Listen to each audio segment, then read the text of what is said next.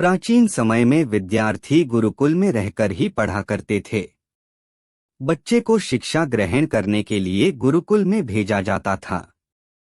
बच्चे गुरुकुल में गुरु के सानिध्य में आश्रम की देखभाल किया करते थे और अध्ययन भी किया करते थे। वरदराज को भी सभी की तरह गुरुकुल भेज दिया गया। वहां आश्रम में अपने साथियों के साथ घुलने मिलने लगा, लेकिन वह पढ़ने में बहुत ही कमजोर था। गुरुजी की कोई भी बात उसके बहुत कम समझ में आती थी। इस कारण सभी के बीच वह उपहास का कारण बनता है। उसके सारे साथी अगली कक्षा में चले गए, लेकिन वो आगे नहीं बढ़ पाया।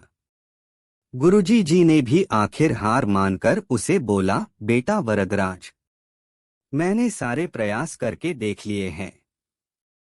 अब यही उचित होगा कि तुम यहाँ अपना समय बर्बाद मत करो।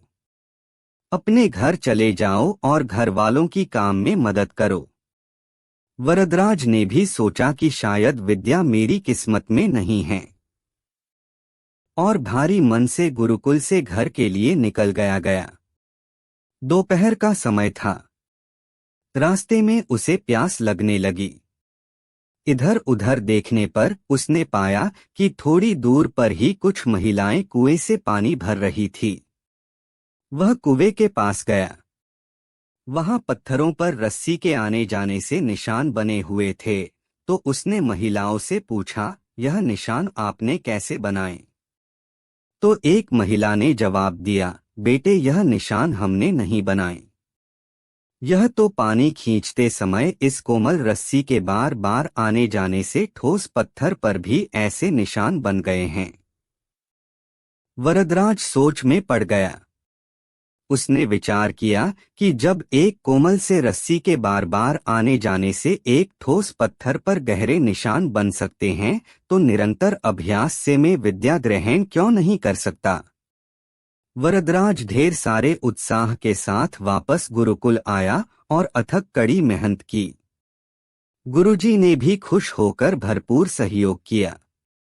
कुछ ही सालों बाद यही मंदबुद्धि बालक वरदराज आगे चलकर संस्कृत व्याकरण का महान विद्वान बना, जिसने लघु सिद्धांत कौमुदी, मध्य सिद्धांत कौमुदी, सार सिद्धांत कौमुदी, गीर्वाण पद्मंजरी की रचना की। शिक्षा मोरल।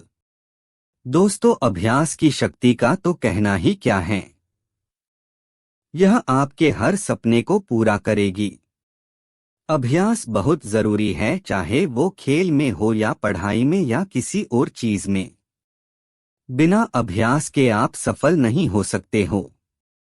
अगर आप बिना अभ्यास के केवल किस्मत के भरोसे बैठे रहोगे, तो आखिर में आपको पछतावे के सिवा और कुछ हाथ नहीं लगेगा। इसलिए अभ्यास के साथ धैर्य, परिश्रम और लगन रखकर आप अपनी मंजिल को पाने के लिए जुट जाएं।